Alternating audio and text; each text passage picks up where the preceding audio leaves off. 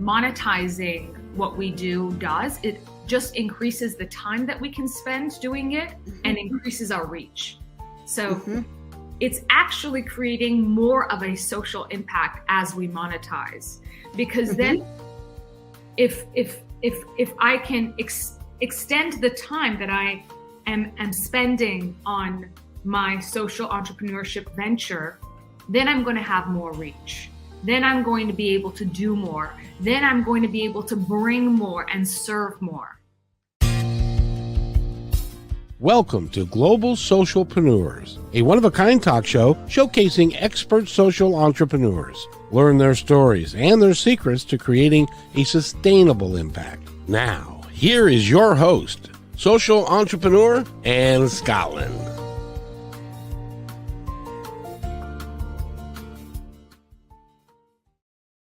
Welcome back. I'm so glad to have you all with us here again today. Thank you so much for tuning in, and so excited to be on multiple platforms right now. So you can check out the notes and our posts to see where you can watch and listen to us on your favorite platform.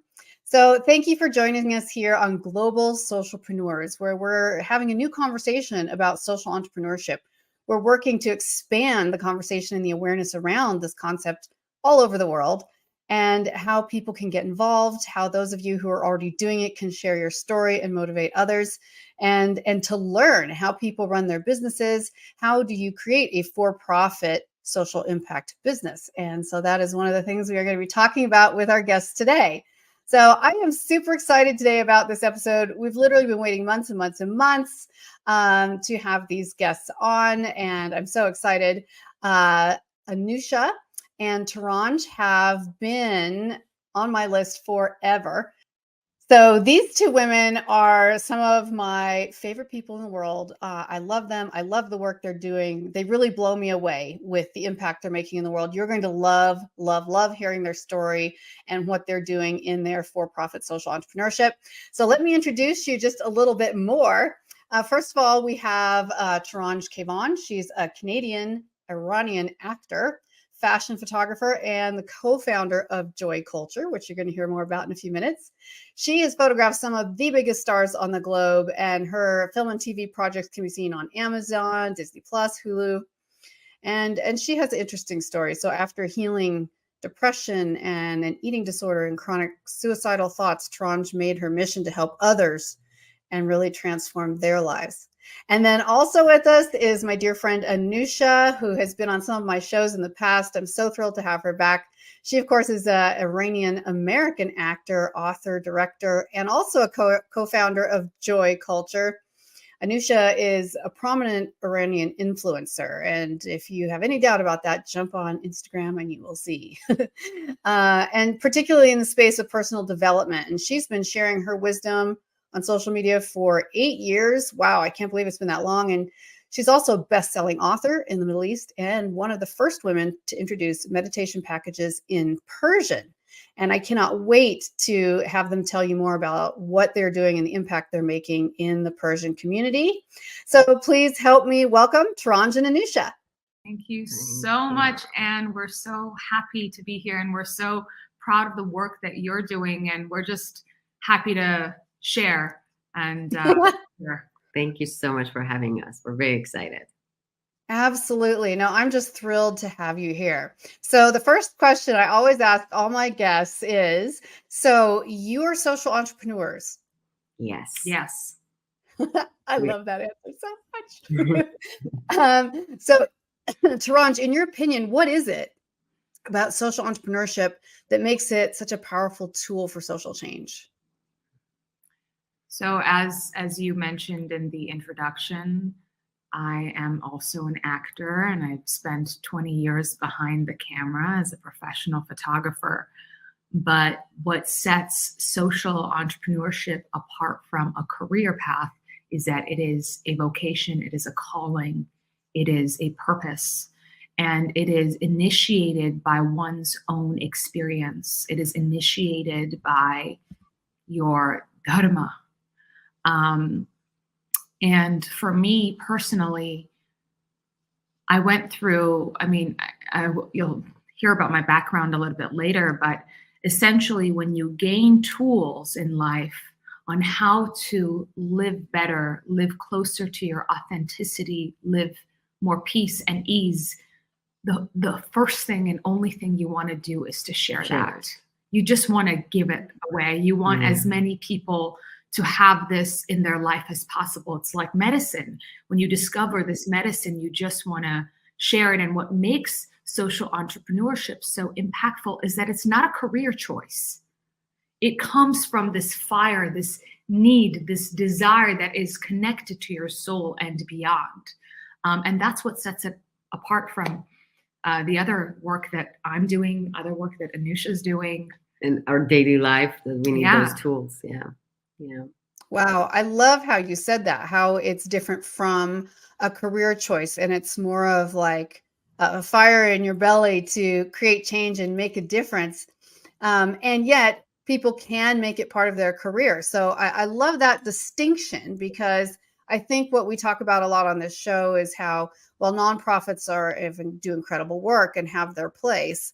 Kind of leading by example in a for-profit impact program is so much more powerful, because it engages everyone, from the people who run it to the people who work in it to the people who are affiliated with all of the output on the other end, and encouraging people to say, hey, you don't just have to give away money to make change, or you don't have to work for free to create change in the world. You can do it for profit, and you're actually showing other people how to do the same thing, which I think is just brilliant. And that's how impact is going to, I think it will be exponential over time as people really understand this. Absolutely. So yes. And then Anousha, also, how do you see social entrepreneurship changing the way things work as we go forward in time? You know what Toranj and I teach in our courses, in our class, and we always talk about is if everything is energy, and energy is either light or heavy, we put labels like good, bad, ugly, beautiful, I want it, I don't want it, all these labels on it. All we're saying is that the energy of this is in light, it's in ease, or it's heavy, it's in resistance. If we know this, I feel like with what we're doing, we're bringing the quality of ease to people's life. And if that quality is something that people are looking for, and we create a safe space to show them that it's okay to step on to the unknown and go for something that makes life easier, that's the impact that we're doing. We don't need to sell something physically to them. We have to create that space and show them that energy that it brings the quality of ease to their life. And it's more light. And that's what we're all looking for. That's how I think we do the impact. That's amazing. Yes. And I think ease is such a great word, not only in conjunction with joy culture and what you're teaching around emotional wellness and practices, but also in the collaborative ability of us all as citizens of the world, creating a system that works better. We don't have to attach historical or political terms to that. But when we're all working for the common good, when we're all saying, how can we all make an income, have the life we need to have, and also change the way other people work and think along the way, that's really beautiful. And the more people that do it, also the more ease we bring to it. You know, when it becomes more common and less strange, be like, what is a social entrepreneur? You're doing social impact. I remember some people I often will talk to, and especially in other countries, and they're like, what, you're doing a social impact program, but you're charging money? And it's almost as if it's a dirty word or something. It was like, well, wait a minute. First of all, you know that most projects that are nonprofit have employees and people on salary and people that make money. So why not make money in an attempt to help other people improve their quality of life, as you are doing, improve their mindset for their work, for their families, for everything else, because that's going to make such a positive impact on their entire life, right? Yeah. I love that. You're spending your life force on something. You're spending your time, your life force, which is the most valuable thing that you own and you have. And I don't see it as dirty money. I see it as change of energy. That's how I see it. I love that. What I would love to say is that the only thing that, first of all, as social entrepreneurs, we give so much away for free. Where most of what we're giving away is actually for free. And what making monetizing what we do does, it just increases the time that we can spend doing it and increases our reach. So it's actually creating more of a social impact as we monetize, because then if I can extend the time that I am spending on my social entrepreneurship venture, then I'm going to have more reach. Then I'm going to be able to do more. Then I'm going to be able to bring more and serve more.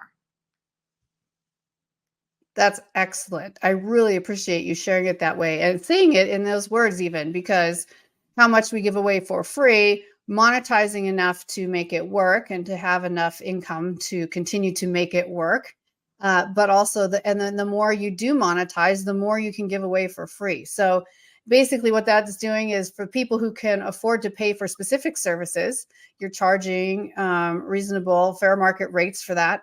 And then by that extra income, you're able to give it out this great message to even more people. I think you articulated that so well, Toranj.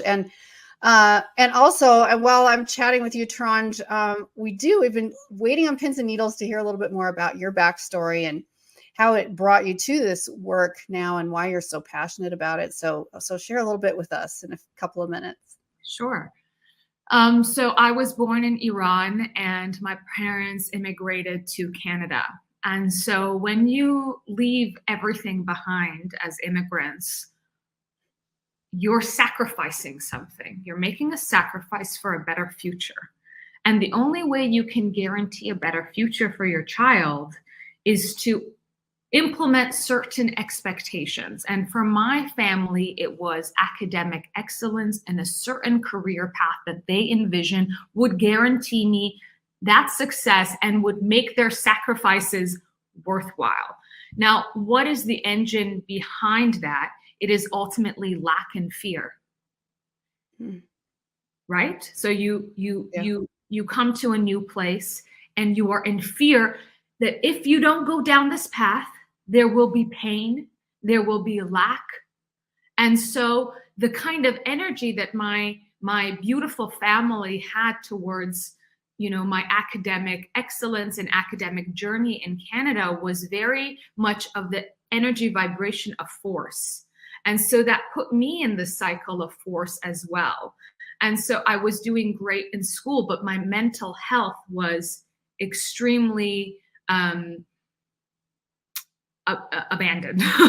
It was not a priority at all. It was just about the end result. So I did whatever it took to get that end result. Not sleep, drink Red Bull, take high doses of ADD medication, whatever it takes for me to be able to get that thumbs up from my family, from my teachers, right?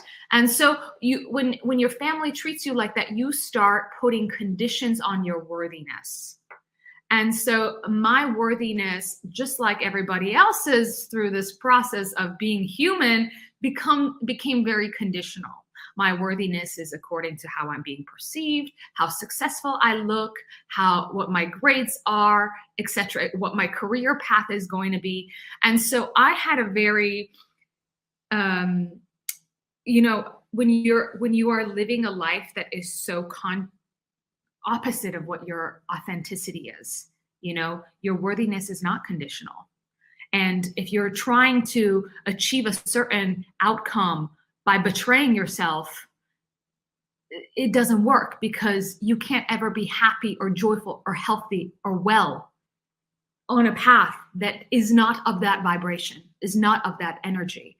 And so it got to a point where I was so depressed, so overweight, so suicidal that was what made me go, okay, well, I'm going to die now. I'm going to die. So I either have to change my path or I'm going to die, Mom and Dad. And so I made the change. And so it was a full process of me. I had lived so long as someone that wasn't authentically Toranj, that was in survival mode for so long, that her worth was so conditional. And so I went on this journey, and at the same time was extremely ambitious, I've done great work in the world, and I was super ambitious, but I was able to accomplish things, but I was still not happy. I was still not happy. And so I became extremely curious about the science of success. How do I become successful? What is success? What makes success worth it? Aren't I supposed to feel wellness? Aren't I supposed to feel ease and joy? And so that whole process, I became so curious about it, because my whole thing was to better my life. And so as I started to learn these things and applied them, I was like, I need to share this with the world. I need to just teach it. I need to just teach it and give it away, because I want to be the person that I needed. I want to be the person that I needed. And so that's what we're doing with the through Joy Culture. Yeah. I absolutely love that. And I love what you're saying basically about being, when we try to live our lives in a fake mode, where we're pretending, where we're not really being our authentic selves. It's almost like, and all of us in this room have been actors and are actors, so we also understand, but it can literally become an acting. I've often said that I was an actor way before I was an actor, because I had learned so well how to act to get the approval, the motivation, the, financing for college, whatever it was, getting the grades, doing the things, like, as you're saying, when you try to live in a fake space for too long, when that's not really what's happening in your heart, it is disastrous. Physically, I relate to that as well. Physically, emotionally, spiritually. And it's such a great reminder to anyone out there who is just out flat and stressed out and feeling like they're having to fake their feelings in order to get the approval they need. I love that you're bringing them these tools in Joy Culture that teaches people how to have mental wellness, and that it's going to lead to physical wellness and to have joy again, to really, well, that's why it's called Joy Culture, right? Yes. And I love the word depression, because you're saying I'm depressing something. I'm depressing and pushing down something. So if you are depressing your natural impulses, your nature, essentially, life's gonna suck. Yeah, life's gonna suck. Absolutely. Because energy doesn't lie, and there's an authentic language within each one of us, and it has its own way of talking to you. And if you're not listening to that intuition, listening to that feeling, it's like an authentic thing just for you. It will talk and talk and talk till you listen to it, or you will live an unhappy life. And not just as simple unhappy, as that, but unhealthy as unhealthy, well. Unhappy, Autoimmune diseases is your body eating away at the self. If you are not looking, depression, everything is about, if you're not honoring the nature that is you. And I always like to use the example of, like, nature has made you an apple tree, and you're looking at the banana tree and the cherry tree, and you're never then able to be in full bloom, because you're not even tapping into your own nature and what the creation, what creation has put into you, because you're constantly in comparison and in lack. Mm-hmm. Yeah, no, it's so true. It's so true. And I think I love that your journey, Toranj, brought you into among one, doing things you're very passionate about in your career, and then also into social entrepreneurship. Because for me, social entrepreneurship, it feels like a healthy place. You can't do that. You can't be a social entrepreneur with honor unless your head and your heart and your gut are aligned. And unless you know that what you're doing is worthwhile and that you're making an impact, that you're making a difference. So just again, we talk about that leading by example. Even in this conversation in social entrepreneurship, leading by example is not working yourself to death, taking care of yourself, body, mind, soul, heart, and preparing so that you can be of the most service. And as you are both doing, really inspiring the people around you to do the same. That's the ripple effect, whatever you want to call it. And I love that so much. We have to take a really quick commercial break. And when we come back, we're going to hear about Anousha's story, her background, incredible life she has led and through incredible challenges, and how that's brought her to the work she's doing now, including social entrepreneurship in joy culture. We'll be right back. Global Socialpreneurs is brought to you in part by Positive Talk Radio, KKNW 1150 AM in Seattle. Check them out at www.positivetalkradio.net. Welcome back. Welcome back. Thank you for keeping your dial here, your digital dial, whatever you want to call it. I'm going to say welcome back again because that was really lame.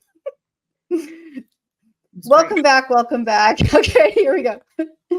Welcome back. Welcome back. So glad you are here listening and that you stayed tuned to hear another incredible story from one of our guests. I'm interviewing Toranj and Anousha today and discussing their social entrepreneurship, which is called Joy Culture, where they're making a tremendous impact in the world, especially in the Persian-speaking community. But Anousha, before we talk more about Joy Culture, I just would love for you to share your backstory with us and how it brought you to this work now. I know you've been through a lot of ups and downs to get to a place where you felt passionately about not only living the life of your dreams, but giving back in a unique way. Tell us a little bit more. Absolutely. Thank you. I was born and raised in Iran. And I think by this modern world that we're living, we all hear Iran's name and what's happening almost every day in Iran. Iran has a very strict religious government ruling it. And growing up in there means like you as a woman almost have no power over almost any decision that you're making, or if you want to make any decision, it would not be supported. And there's going to be a lot of conditioning under that in school every day to make sure that you obey, as simple as that, obey whatever they want you.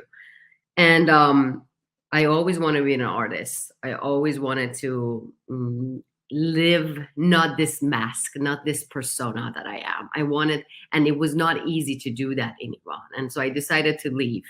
And I was very young. I couldn't even speak English when I left, but I was like, oh, there's always a way. I'll find out. And I did that. And when I left, it was back in London first, when I moved out of Iran, I little by little understood that how much undoing I need to do and how much. And I'm going to interrupt you there because I just want our viewers to understand, when you say you left, it wasn't like your whole family immigrated from the country. You left alone as a teenager, correct? Yeah, I left alone as a teenager. My whole family are still back in Iran. And I couldn't speak English. I didn't know anyone. I didn't know even how to get to school, get into the school and everything. And I had to build all those steps by step while I came from a very different culture and a different background. And every day I understood, like, the way I'm thinking, the way I am as a woman, how much hiding there is, how much shame I learned, how much guilt I feel every day as being who I am. Simple as that. And I needed to do a lot of unconditioning. And as day by day passed, and then eventually got to my school, and then traveled to the US, and then stayed here, and then this became my home, I was not in ease with myself. I was a very angry person, and the energy that I was using most of the time was a very masculine energy, because that's what survives in Iran. If you're in a masculine energy, you can survive, but the feminine energy means weak, means you cannot do anything almost. It means shameful. And I had to get a lot of that, like, out of myself, change my energy, cycle back what it was meant to be me. And as I was doing it, I was alone again, traveled again, changed countries, changed states. I couldn't really share it with my parents every day, what I'm going through. And I was like, what if I go on social media? And I know social media is a place that everyone shares their beautiful life and their beautiful pictures and their holidays and all of that. I was like, I'm just going to share how horrible today was as an immigrant. And I'm going to explain how hard it is as an Iranian woman to do some unconditioning. And I would write long captions. And I cannot tell you how fast my social media picked up and how much people resonated with things like that. Because we just show the beauty of everything and what we're actually going through, which is another part of us that is very authentic. We just hide it and we have shame around it.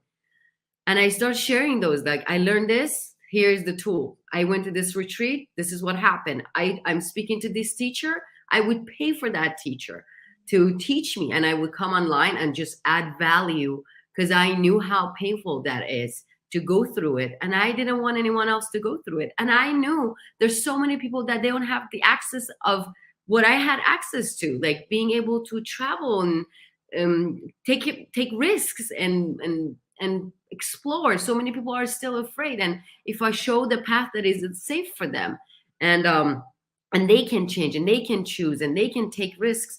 And that's how my whole journey of years and years of being on social media started. And then Joy Culture with Toranj was like, there's so many things in our culture, we can claim that, in our culture or Middle Eastern culture that are very close to each other, that are not serving anymore.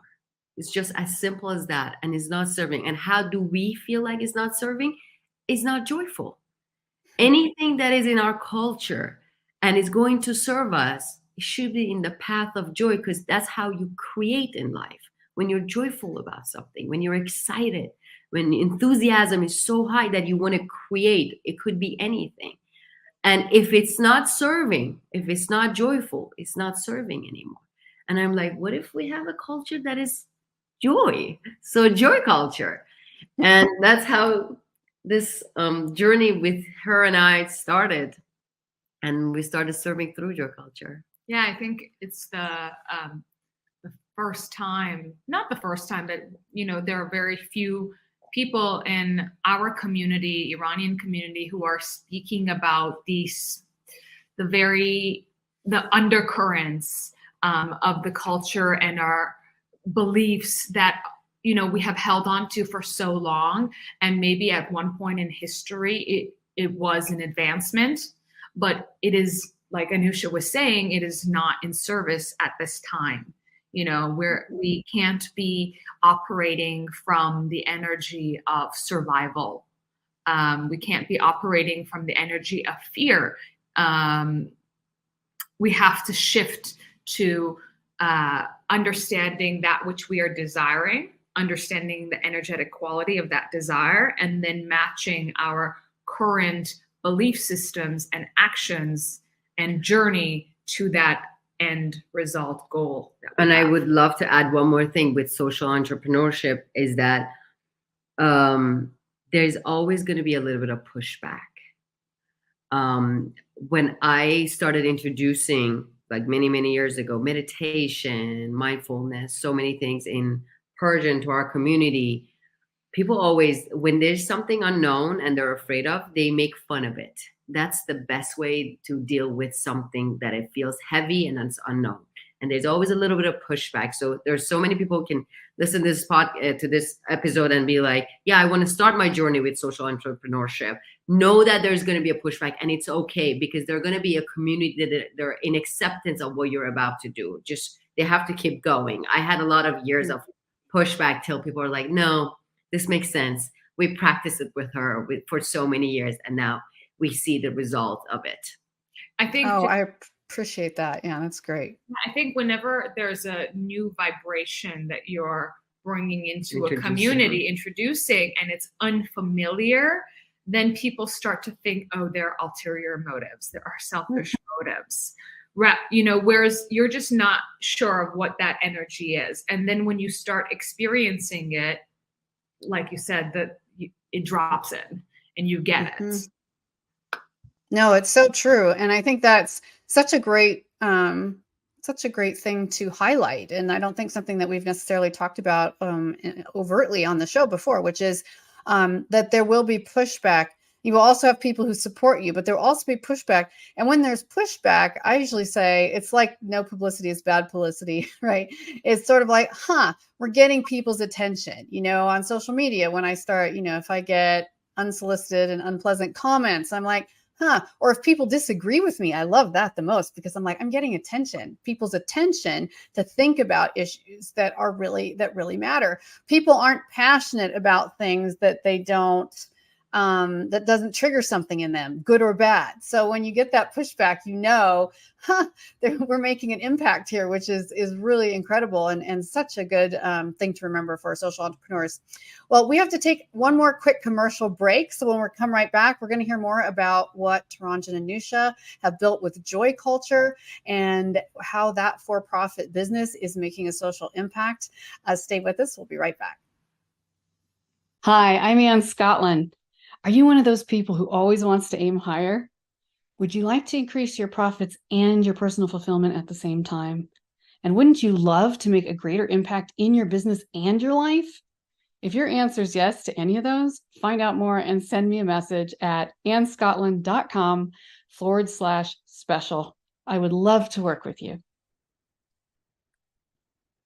Welcome back. I'm talking to Toranj and Anousha today about Joy Culture, their for-profit social entrepreneurship, and talking about the incredible impact they've been making on many lives, and especially those internationally around the Persian community. So ladies, tell me a little bit more about how you decided to create programs in Persian and why that was so important to you.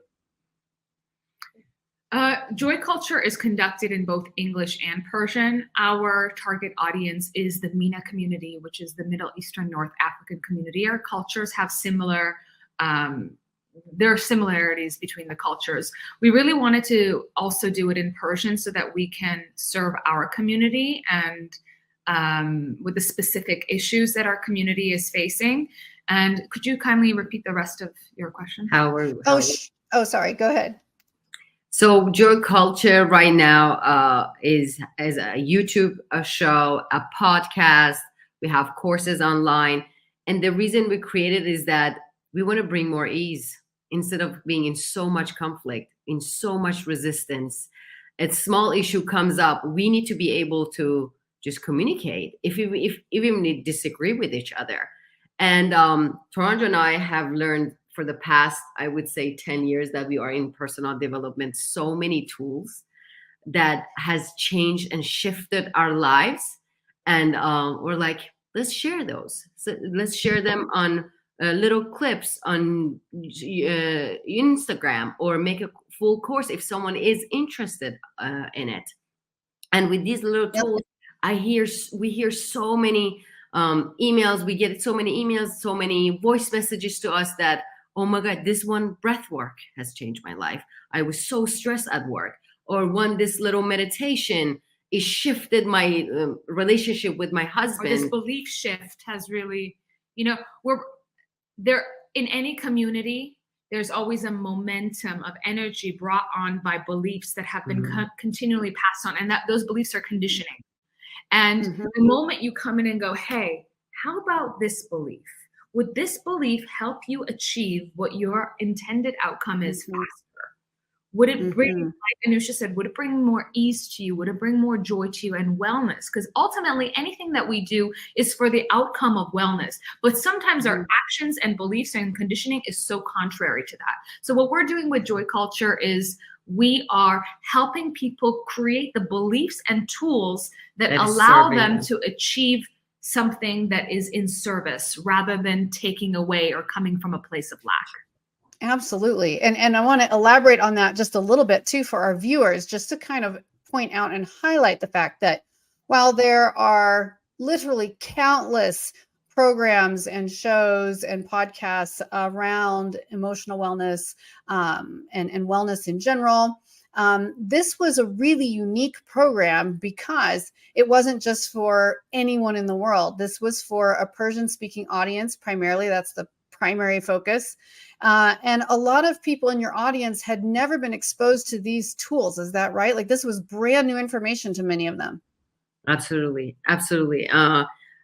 I mean, sometimes there's things in our culture that can be very thick and just sitting and embedded in the whole thing, and little by little getting out of it, it takes time. So these tools are so new to people, and we have so many people that are very interested in things like this, and we are excited to share it with them.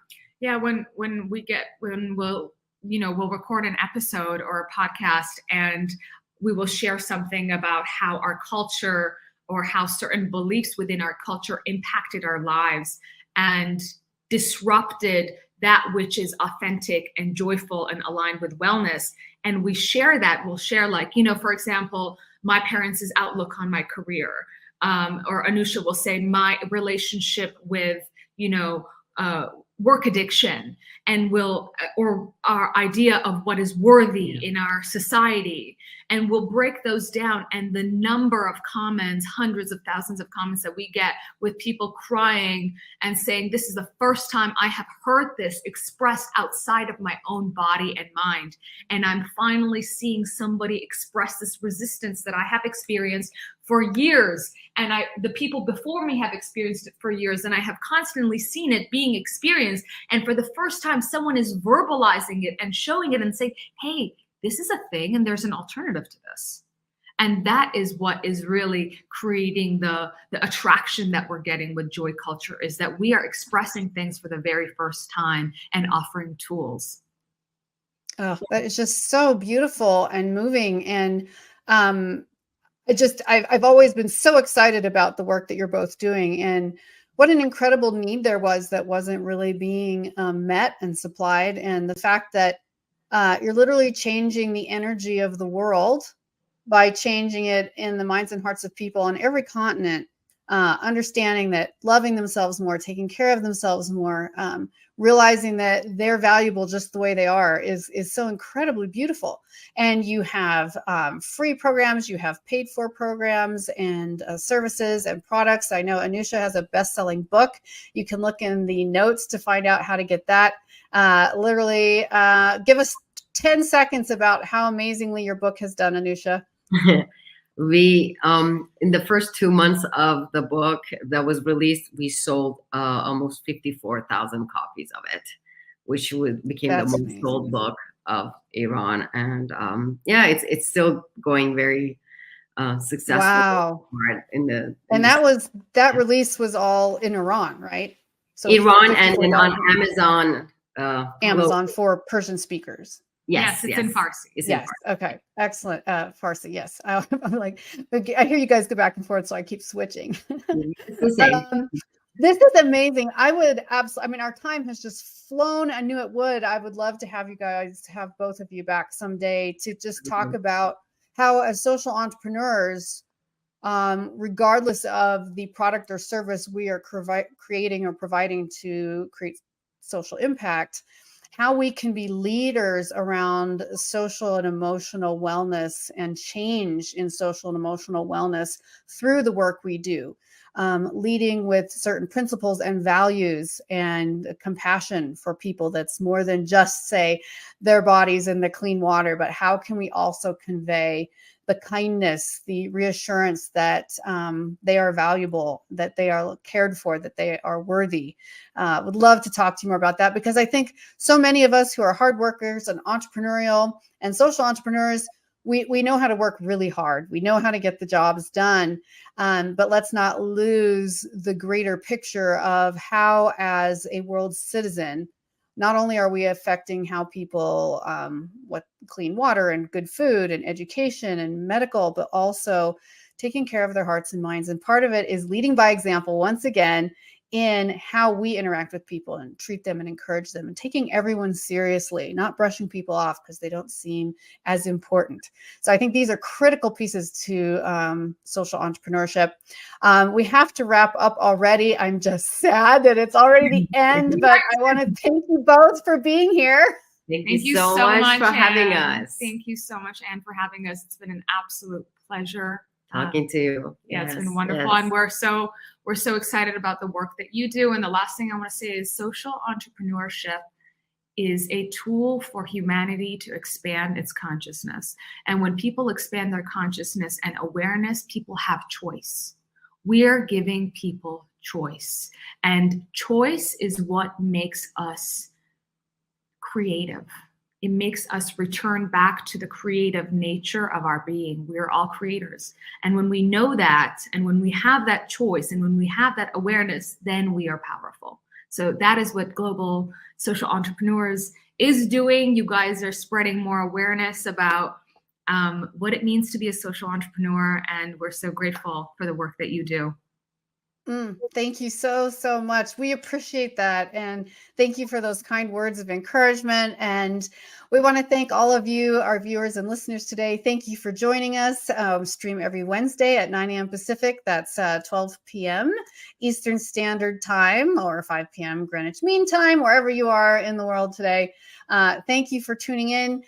Please check out Joy Culture in the notes with Anousha and Toranj, and see more about what they're doing. They have very active social media that you would love to follow. So be sure to check that out as well and support them in this incredible work they're doing.